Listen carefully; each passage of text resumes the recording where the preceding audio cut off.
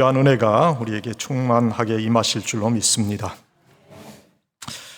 오늘 말씀은 성령을 쫓아 행하라 하시는 그런 말씀을 우리에게 주시고 있습니다.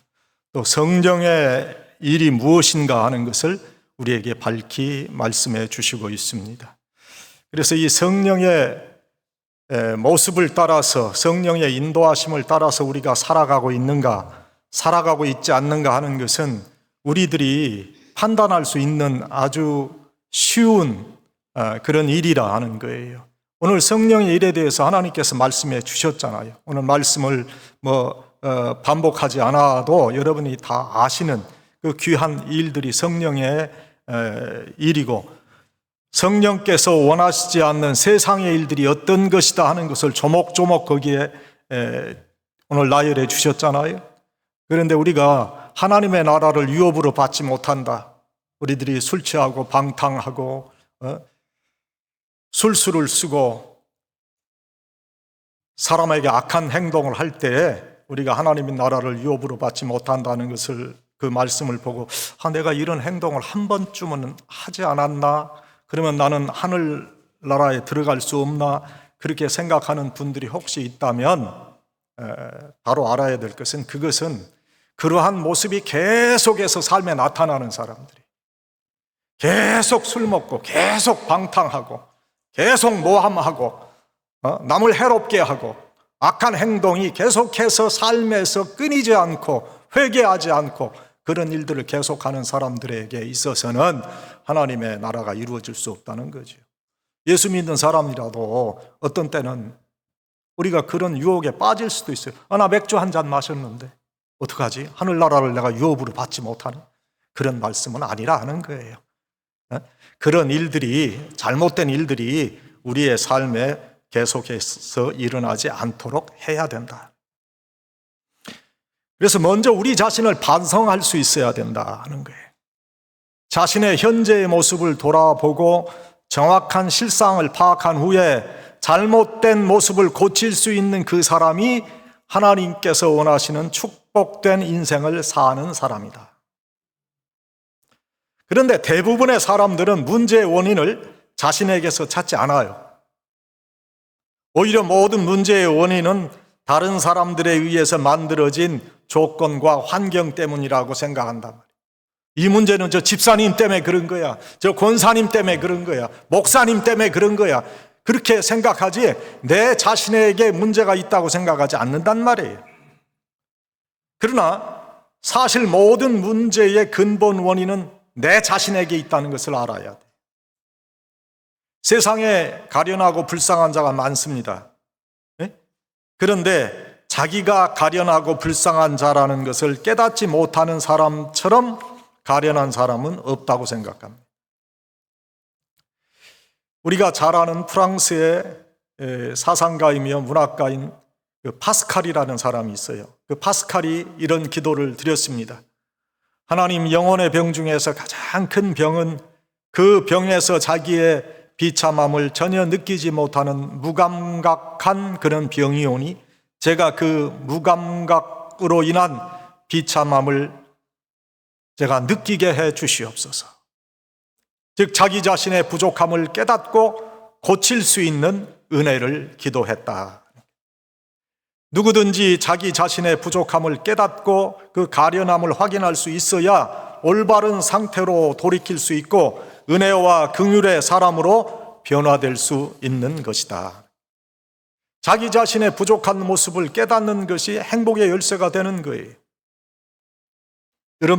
여러분 빅토르 위고가 쓴 레 미제라블이라고 하는 그런 책을 다 읽어보셨죠? 안 읽어봤어요? 읽어보셨을 줄 알아요. 연극도 꽤 오랫동안 그 레 미제라블 연극이 있었어요. 뉴욕에 여러분 혹시 가시면 다른 데 가지 말고 그런 거 보세요. 브로드웨이 가서 그런 건 참 유익해요. 그 레 미제라블의 주인공 장발장이라는 사람이 있는데 그 사람이 미리엘 신부와 그 물건 도둑질하고 대질 신문을 받는데 그 미리엘 신부가 자신을 변호하는 말을 하게 될 때 새로운 자아를 발견하고 새로운 인생을 살게 된다. 그 미리엘 신부가 뭐라고 하냐면 저 물건은 저 사람이 훔친 게 아닙니다. 내가 저 사람에게 준 것입니다. 이제 그렇게 이야기하니까 그 말이 이 장발장에게 자신의 내면을 돌아보게 했다. 그래서 가장 중요한 것은 내 자신을 한번 내가 돌아다 보는 거예요. 반성해 보는 거예요. 자기 자신을 돌아보고 자기의 부족함을 깨닫고 그 부족함을 내가 고치려고 하는 그런 마음이 우리에게 있어야 되는 거예요. 그래야 성령의 귀한 역사도 우리에게 이루어지는 거예요. 여러분은 어떠한 상태에 있다고 생각을 하세요? 자기 자신을 돌아보고 깊이 생각해 볼 수 있어야 돼요. 다른 사람들이 나를 바라볼 때 나는 반듯하고 단정하게 보일지 모르지만 그 마음에 불안의 이끼가 있고 고민의 어두운 그림자가 깔려 있잖아요.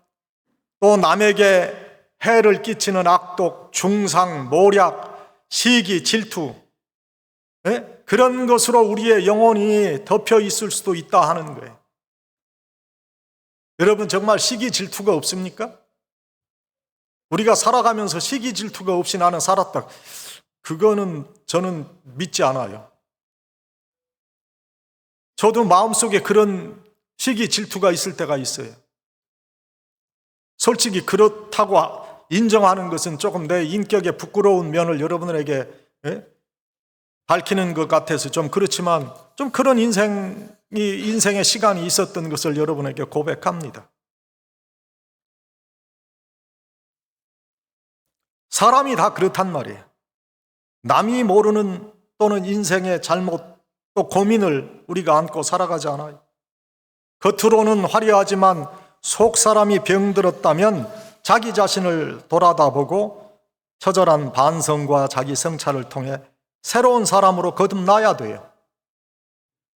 병든 육체가 병원에서 고침을 받고 회복되어 가듯이 우리의 병든 심령이 우리의 반성과 자기 성찰을 통해서 회복되고 온전해져야 된다.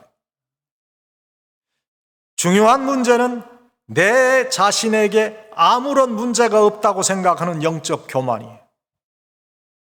대부분 우리가 이렇게 생각해요. 나는 별 문제 없다. 특별히 신앙생활에 나 문제 없다고 생각해요. 나 잘하고 있다 지금 신앙생활. 현재 입장에서 잘하고 있다고 생각하지 나 지금 잘못하고 있다 생각하는 사람 거의 없어요.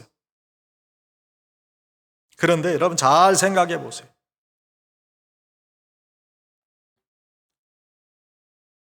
우리들은 우리 자신이 가장 온전한 사람으로 처신하며 살고 있다고 생각하는데 그 착각이란 말이에요. 오늘날 많은 사람이 자기 자신을 잃어버리고 살면서도 그 사실에 무감각해요. 자기 자신의 모습에 만족하며 살아요. 그래서 어떤 정신분석학자가 현대인은 정도의 차이가 있을 뿐이지만 모두가 다 정신병자라 그렇게 규정했어요. 비정상적이라 하는 말이에요. 우리가 살아가는 한인 이민 사회는 더욱 그래요.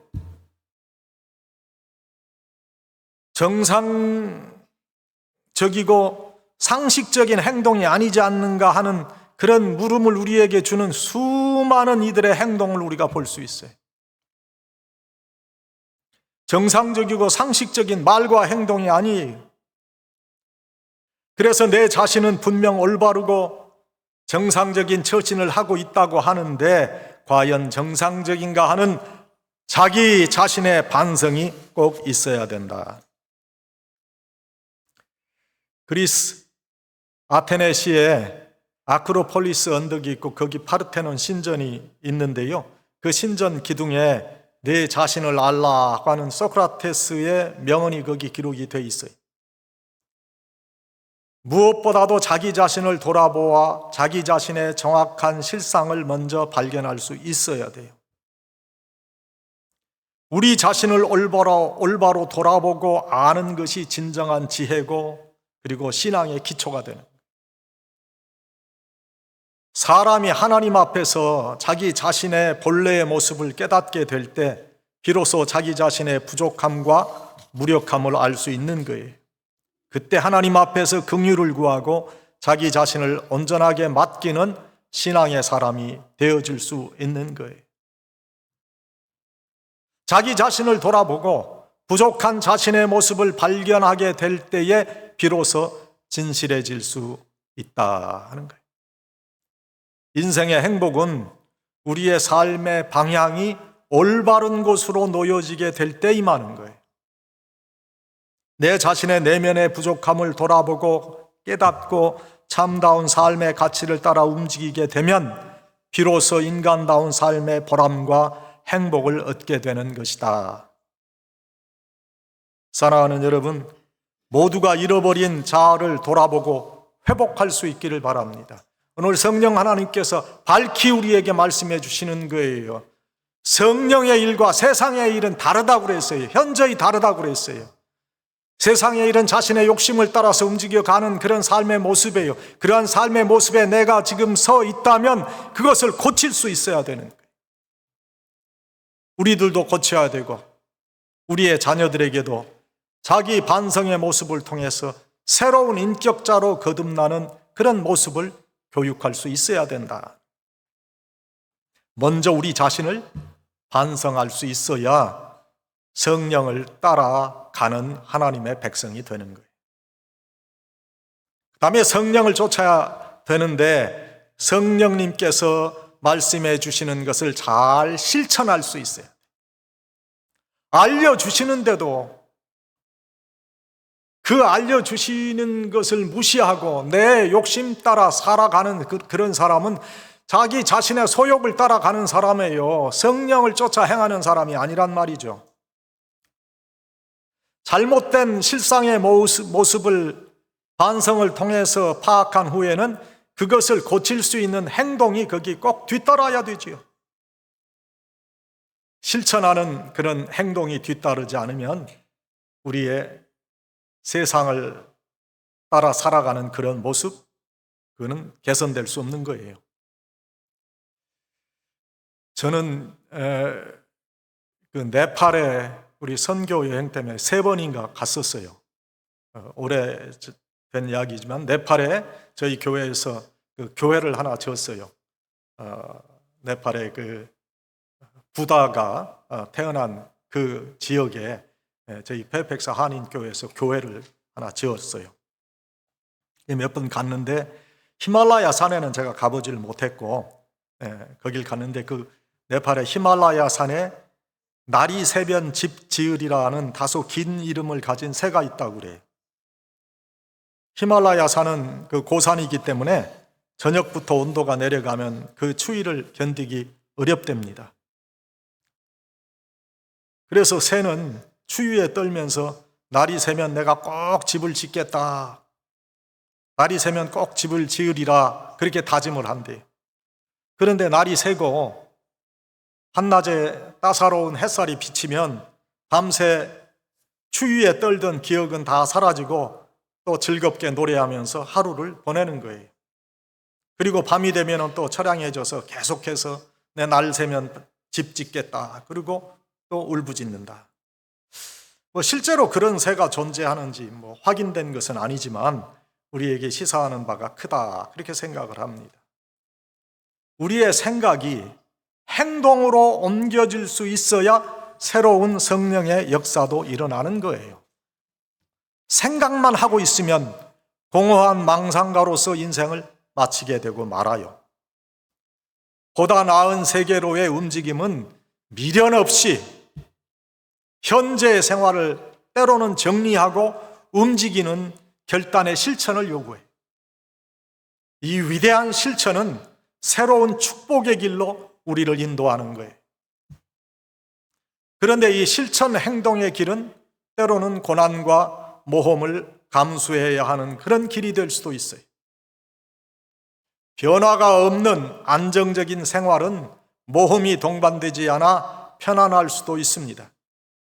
그러나 편안한 삶에 안주하기 원하는 사람은 결단코 보다 나은 세계로 움직일 수도 없어요.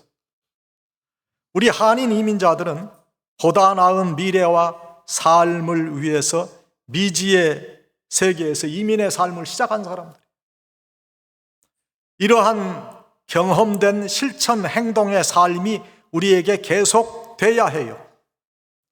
우리가 결정하고 실천해야 하는 행동에는 크나큰 모험이 뒤따르고 시련과 환난도 감수해야 돼요. 이 실천 행동에 앞서서 주저하게 되면은 이 주저함은 새로운 길을 방해하게 된다. 새롭고 축복된 미래를 위한 행동 실천은 대가를 치러야 해요. 우리의 실천의 행동은 보다 나은 인생을 위한 결단이고, 이 결단은 우리를 보다 나은 삶으로 옮기게 되는 귀한 모티브를 우리에게 주는 거예요. 이 결단을 삶에 옮기게 될 때 먹구름 같은 인생의 자리에서 탈출할 수 있게 되는 거예요. 여러분, 배수의 진을 친다 하는 말을 들어보셨을 거예요.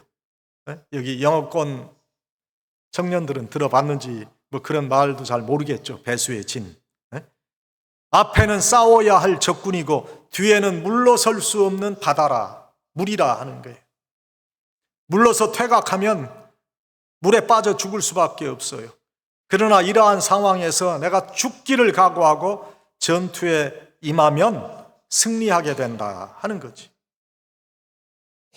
예수님께서 제자들을 부르실 때 제자들이 응답했던 모습은 바로 이러한 모습입니다. 그들은 예수님의 부르심이 있을 때 즉각적인 응답을 했어요. 바로 실천적 행동을 보였어요. 새로운 미래, 가치 있는 삶을 위해서 미련 없이 과거의 낡은 것을 버렸어요.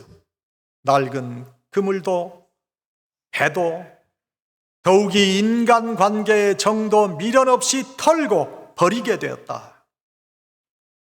그래서 그들은 예수님의 제자가 될 수 있었고, 기독교 역사에 큰 족족, 풋프린트를 남길 수 있게 되었다. 우리 에베소서 4장 22절에서 24절까지 보면, 너희는 유혹의 욕심을 따라 썩어져가는 구습을 쫓는 옛사람을 벗어버리고 오직 심령으로 새롭게 되어 하나님을 따라 의와 진리의 거룩함으로 지으심을 받은 새 사람을 입으라. 그렇게 말씀하시고 있어요. 지금 이 시간에 나의 잘못된 품성과 상황을 고칠 수 있는 그런 실천적 행동이 우리에게 나타나요. 미래에 대한 소망 가운데 옛날 습관을 쫓았던 그런 행동과 생각을 벗어버리고 새로운 심령으로 바른 생각과 품성으로 옮길 수 있기를 바랍니다. 용기가 있는 사람, 자신의 부족함을 깨닫고 그 부족함을 고치는 행동을 실천하는 자예요. 그 실천은 최종 승리를 우리에게 가져다주고 진정한 기쁨을 우리에게 줄 것입니다. 이 실천 결단은 빠를수록 좋아요. 행동하는 양심이 우리에게 또한 살아있어야 돼요. 숨어서 세상의 부조리를 탓하고 비난하고 세월을 보내는 자들도 많습니다. 그러한 모습은 세상의 부조리를 치유하지도 못하고 공허한 불평, 불만의 세력이 될 수밖에 없어요. 우리의 양심과 하나님께서 주신 정의로운 상식에 어긋나는 일들에 대해서 이게 잘못된 것이라는 인식이 나에게 확실하면 거침없이 실천하는 행동 양심의 사람들이 되어야 돼요. 보다 나은 사회도 내 삶의 환경도 행동으로 실천되지 않으면 결코 이루어질 수 없어요. 내 자신의 모습을 돌아보고 고쳐야 될 부분이 있다면 과감하게 고치세요. 여러분들 게으르세요? 게으른 거 고칠 수 있어요. 여러분들 항상 우유부단해요? 아니에요. 여러분이 결단하고 나가면 여러분 할 수 있어요. 여러분 기도하지 못했어요? 아니, 내 기도할 수 있어요. 하나님께 내 삶을 드리고 하나님 도와주실 줄로 믿습니다. 내가 기도하게 하실 줄로 믿습니다 하면 나는 분명히 여러분들 기도하는 하나님의 백성으로 여러분의 삶이 고쳐질 줄로 믿어요. 우리가 살아가는 사회나 공동체의 모습도 잘못되고 부패되었다면 과감하게 고칠 수 있어야 돼요. 여러분 모두가 행동으로 실천하는 그런 행동 실천의 실천자들이 다 되시기를 소원합니다. 그다음 마지막으로 후회 없는 삶의 고백을 해야 돼요. 성령을 쫓아 행하는 그런 사람들은 후회 없는 삶의 고백을 할 수 있어요. 인생을 마감하는 시점에 후회도 여한도 없이 평안한 마음을 가진다고 하는 것, 참 귀한 의미가 있죠. 많은 사람들이 육신의 마지막 때 일그러진 모습을 보이며 세상을 떠나갑니다. 더 가지지 못한 안타까움, 더 누리지 못한 후회 때문에, 회복하지 못하고 무너져버린 인간관계의 슬픔 때문에 고통 속에 세상을 마감하는 자들이 많아요. 그래서 육신의 마지막 순간에 후회 없이 내가 인생을 살았다, 더 이상 인생에 여한이 없다, 바랄 것이 더 이상 없다라고 그렇게 말할 수 있는 사람, 성공적인 신앙의 인생을 산 사람. 기독교적인 가치관은 이러한 후회 없는 인생을 살아가도록 우리를 이끌어주는 거예요. 여러분, 우리가 다른 가치관을 가지고 살아야 돼요. 지난 한 달 전에도 제가 말씀을 드렸죠. 많이 가진 것이 좋을지 모르지만 그것이 행복한 것의 전부는 아닙니다. 자꾸 내가 소유한 것으로 내 자신의 정체성을 파악하려고 하는 사람들이 많아요. 제가 이번에 한국 가서요, 평택대학교에서도 제가 그런 설교를 했어요. 여러분들이 이 교회를 살려야 됩니다. 평택대학교가 살아야 됩니다. 그리고 이 지역이 살아야 됩니다. 그리고 여러분들이 한국의 지금 기독교를 다시 살려야 됩니다. 세상의 가치관이 교회에 들어와서 교회가 온통 세상적인 그런 가치관으로 뒤덮여 있어요. 수량적인 가치관으로. 우리 기독교적인 가치관은 원래 수량적인 가치관이 아니에요. 절대적인 가치관을 가지고 사는 거예요. 상대적인 가치관을 가지고 살지 않아요. 제가 그랬어요, 그 교인들한테. 여러분, 나는 조국을 그리워해서 이중 국적도 얻었습니다. 그러나 내가 미국의 국적을 포기하고 싶지 않은 이유가 있습니다. 뭔지 아세요? 나는 절대적인 가치에 살았고 지금도 그렇게 살아가는 미국을 사랑하고 좋아합니다. 여러분들은 여러분이 타는 차에 의해서 여러분의 신분이 결정된다고 생각하죠? 여러분이 가지고 다니는 그 백이 여러분의 인격을 대신하는 것이라고 생각하지요? 잘못된 것입니다. 어찌 우리나라가 이렇게 됐습니까? 어떻게 한국교회가 이렇게 됐습니까? 이거 뒤바꿔야 됩니다. 비싼 아파트 살면 그만큼 인격이 훌륭한 상류층의 삶을 사는 것입니까? 이 잘못된 거예요. 오늘 우리 미국에 사는 우리 이민자들은 절대 이런 생각을 가져서는 안 돼요. 특별히 우리 페이펙스 한인교회 성도들. 말씀드리지만 많이 배운 거, 그거 훌륭한 일이에요. 많이 가진 거, 훌륭한 일이 될 수 있어요. 그러나 그것이 궁극적인 인격을 결정하는 것은 아니에요. 조금 불편하다고 해서 그것이 불행한 게 아니에요. 그런데 불편한 것을 불행한 것으로 생각한다는 말이에요. 제가 그랬어요. 나는요, 32만 마일 된 차를 타고 다닙니다. 32만 마일 된 2002년 캠리를 아직도 타요, 저. 네? 그 한국으로 말하면 50만 킬로가 넘은 거예요. 완전 폐차에 되는 차예요. 그래도요, 저는 뭐 비싼 차가 뭔지 잘 모르지만 뭐 롤스로이스나 뭐 벤츠 600이 있나요? 그런 거 전혀 그런 거 탄 사람에 의해서 약고 죽지 않아요. So what? So what? 그래서 나는 미국을 사랑합니다.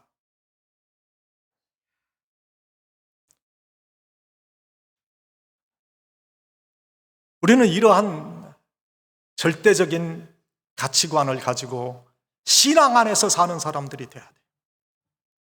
하늘나라를 소유한 영적 사람으로 살아야 된다. 이러한 가치관을 가지고 인생을 살았다. 그 후회 없는 인생을 산 거예요. 그래서 우리는 잘 사는 것보다 잘 죽는 것에 관심의 초점이 놓여 있는 이 기독교의 진리를 잘 가슴에 새겨야 된다는 거예요. 기독교 관점에서 인생을 잘 마감한다. 지금까지 후회 없이 잘 살아왔다. 이런 고백은 세 가지 삶의 방법을 지키며 살아왔다는 뜻이라고 생각해요. 첫째, 선한 싸움을 잘 싸웠다는 거예요. 둘째, 자신이 목표하는 인생의 길, 달려야 할 길을 잘 달렸다는 뜻이고, 셋째는 자신이 품었던 믿음을 변치 않고 지켰다는 뜻이에요. 이러한 후회 없는 삶의 고백은 기독교 전도자의 효시로서 추앙받는 사도 바울의 고백이기도 해요. 그는 디모데후서 4장 7절에서 이렇게 고백하잖아요. 내가 선한 싸움을 싸우고 나의 달려갈 길을 마치고 믿음을 지켰으니.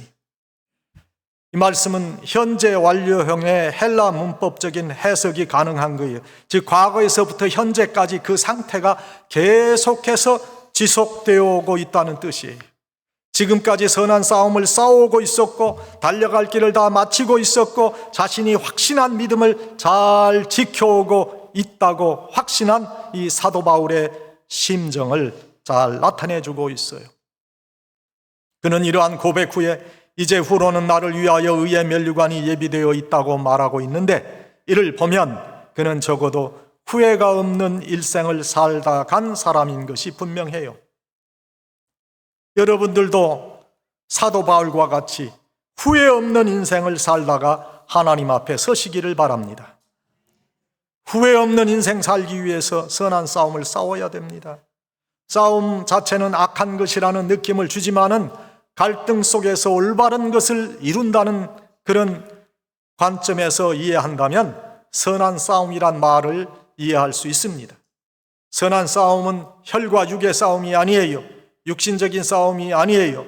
그것은 신령한 의미의 싸움입니다. 악과 싸우는 것입니다. 유혹과 싸우는 것입니다. 죄성에 움직이려고 하는 자기 자신과의 싸움입니다. 인격이 부족한 사람은 남과 싸우려고 합니다마는 신령하고 성숙한 인격을 가진 사람은 자기 자신과 싸웁니다. 선한 싸움을 싸우는 거예요. 밖에 적은 쉽게 물리칠 수도 있지만 자기 자신 속에 적은 능히 물리치기가 어렵다는 거예요. 잠언 16장 32절에 선한 싸움을 싸우며 승리하는 자에 대한 말씀이 이렇게 기록되어 있어요. 노하기를 더디하는 자는 용사보다 낫고 자기의 마음을 다스리는 자는 성을 빼앗는 자보다 나으니라. 자신의 마음을 다스리고 자신과의 싸움에서 승리할 수 있어야 돼요. 우리에게 유혹의 욕심이 생기면 그 욕심을 쳐서 다스리고 이길 수 있어요. 선한 싸움을 잘 싸워 승리해야 후회 없는 인생을 살 수 있기 때문에. 선한 싸움은 또한 자신이 달려야 할 길을 달리는 싸움이에요. 분명하게 내가 깨닫고 의미를 부여한 삶이라면 그 삶의 목적을 이루기 위해서 그 인생길을 잘 달려야 돼요. 내가 예수 믿고 예수의 사람이 되었다. 이제 내가 예수 그리스도를 따라서 십자가의 길을 가겠다 다짐했으면 그 길을 가는 거예요. 그것에 내가 내 삶의 의미를 부여했다면 그 길을 가는 거예요. 인생길을 잘 달려야 돼요. 의미 있는 인생 살려고 하는 사람에게 다가오는 유혹과 시련이 있어요. 인생의 의미를 상실하게 하는 유혹입니다. 그러나 내가 깨달은 진리가 인생의 목적이라면 그 진리를 위해서 사는 것이 가장 의미 있고 보람된 것입니다. 내가 예수 그리스도를 위해서 살기로 다짐했다면 그 예수님을 위해서 살아가는 것이 가장 복되고 보람 있는 것이다. 얽매이기 쉬운 죄를 벗어버리고 인생의 마지막 지점까지 잘 달리기를 바랍니다. 그것이 후회 없는 삶이 되기 때문이에요. 여러분, 믿음을 지켜야 후회 없는 인생 살 수 있어요. 내가 받고 나를 지탱해 준 이 믿음을 저버리지 말아야 돼. 한 번 은혜로 인해 소유한 믿음의 도리를 굳게 굳게 잡아 내 목숨과 바꿀지언정 저버리지 않겠다는 각오를 가져야 돼. 그래야 후회하지 않는 삶의 마지막 고백을 할 수 있다. 후회할 줄 알면서 함부로 행동하고 말하고 생각하고 그런 일들이 얼마나 많아요. 여러분, 선한 싸움을 잘 싸우고 달려갈 길도 잘 달리고 믿음을 지키셔서 후회 없는 삶의 고백을 하시기를 바랍니다. 사랑하는 여러분, 오늘 말씀 가운데 성령을 따라 행하라 그러셨어요. 성령을 쫓아 행하라 그러셨어요. 자, 성령을 쫓아 행하려면 내 자신을 돌아보고 반성할 수 있어야 돼요. 그리고 실천 행동을 통해서 그것을 이룰 수 있어야 돼요. 마지막 후회 없는 삶의 고백이 되도록 우리가 처음 믿었던 그 예수님을 잘 믿으시고 예수님과 함께 살아가시는 복된 여러분들이 다 되시기를 간절히 축원합니다. 아버지 하나님, 성령을 따라 행하라 하신 귀한 말씀을 저희들이 생각해 봤습니다. 성령 하나님을 따라 살아가기 위해서, 성령의 뜻을 쫓기 위해서 저희 자신을 돌아보아 반성하게 하시고 저희들이 잘못된 것이 있으면 반드시 실천 행동을 통해서 바로잡게 해 주시고 후회 없는 저희의 삶의 고백을 할 수 있도록 주님 이끌어 주시옵소서. 이러한 은혜가 저희에게 임할 줄 믿고 감사드리며 예수님의 이름으로 기도하옵나이다. 아멘.